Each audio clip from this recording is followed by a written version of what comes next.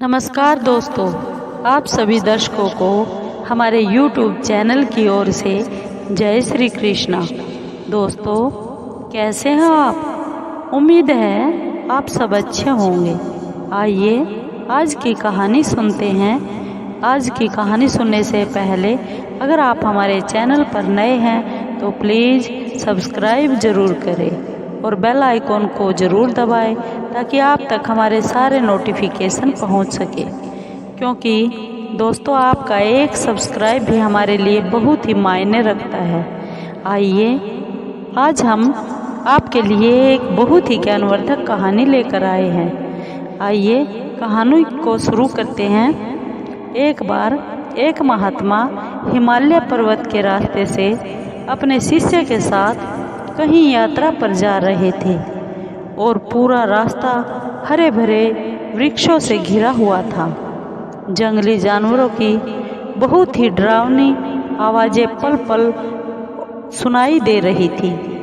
रास्ते में चलते चलते रात होने को आ गई और महात्मा जी ने रात को विश्राम करने के लिए एक विशाल बड़ के पेड़ के नीचे अपना थैला रख दिया। पास ही वहाँ पर नदी बह रही थी और बहती नदी में हाथ मुंह धोकर उस महात्मा ने एक पेड़ के नीचे अपनी संध्या पूजा की और पास में अपने शिष्य को भी बैठा लिया। थोड़ी ही देर बाद उसके शिष्य के कानों में बहुत ज़ोर से एक आवाज़ आई। वो आवाज़ थी शेर की दहाड़ की।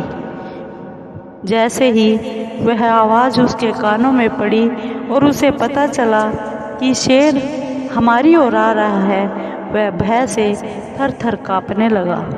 तभी शेर उसे अपनी ओर पास आता हुआ दिखाई दिया। वह बहुत ही तेज़ी से पेड़ पर चढ़ गया। शेर पेड़ के नीचे आ गया। उसने ध्यान से देखा कि गुरुजी ध्यान मगन हैं, पूजा में लीन हैं। और उस शेर ने जैसे ही वह उस संत के पास पहुंचा, पहले उस संत को सूंघा और उनके चारों ओर घूमकर चक्कर काट दिया और फिर थोड़ी देर शांत रहकर खड़ा हो गया और फिर वहाँ से चुपचाप चला गया। मौन साधे हुए वह शिष्य पेड़ पर बैठा हुआ सब कुछ, सारा दृश्य देख रहा था। कुछ देर बाद महात्मा जी का ध्यान टूट गया और दोनों ने कुछ जंगली कंदमूल खाए और दोनों शिष्य और गुरु सो गए। सुबह से नित्य कर्मों से निपटकर उस महात्मा ने अपने रास्ते की ओर चल पड़े। चलते चलते महात्मा जी को एक उड़ती हुई एक मधुमक्खी ने डंक मार दिया। जैसे ही मधुमक्खी ने डंक मारा, महात्मा जी पीड़ा से एकदम कर्रा उठे।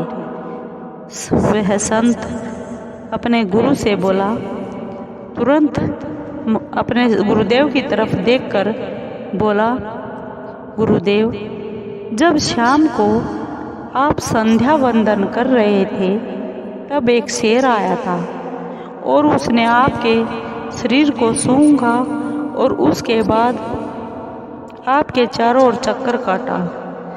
तो साक्षात मृत्यु का आभास होते हुए भी आप तनिक भी थोड़ा सा भी नहीं घबराए, परंतु एक छोटी सी मधुमक्खी के काटने पर आप इतनी जल्दी विचलित हो गए और आप कर्रा उठे।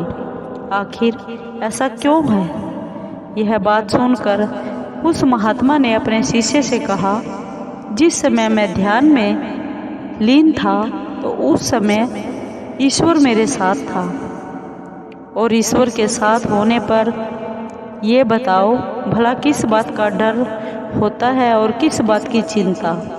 हाँ, इस समय तू मेरे साथ है, इसलिए मेरी मधुमक्खी काटने से एकदम चीख निकल गई। प्रभु का नाम ही ऐसा होता है। दोस्तों, आपको ये कहानी कैसी लगी। अगर आपको कहानी अच्छी लगी हो तो प्लीज़ लाइक कीजिए, शेयर कीजिए और सब्सक्राइब कीजिए। कमेंट ज़रूर कीजिए ताकि हम आगे और भी अच्छी कहानियाँ आपके सामने ला सके। इससे आपको कमेंट करने से हमें हौसला मिलता है। दोस्तों धन्यवाद।